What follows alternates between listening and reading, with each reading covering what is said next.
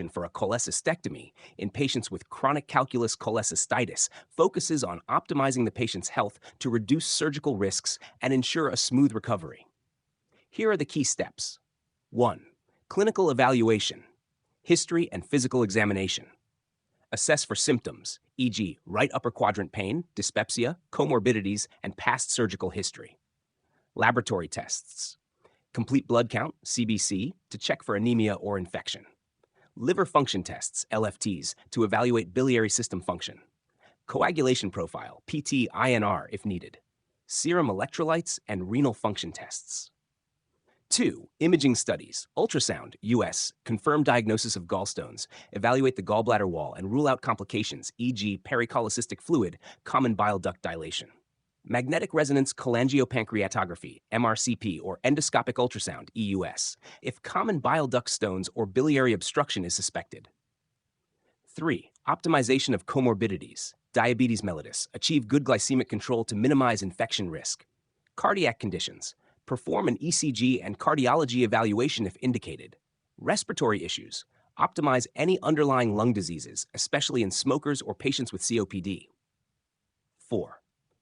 Dietary and gastrointestinal preparation. Fasting. Patients should fast for 6 to 8 hours before surgery to reduce the risk of aspiration. Bowel preparation. Not routinely required unless indicated for specific reasons. 5. Infection control. Administer prophylactic antibiotics, e.g. Sizzlin, within 60 minutes before the incision, per hospital protocols. Treat pre-existing infections if present. Management of anticoagulants, antiplatelets.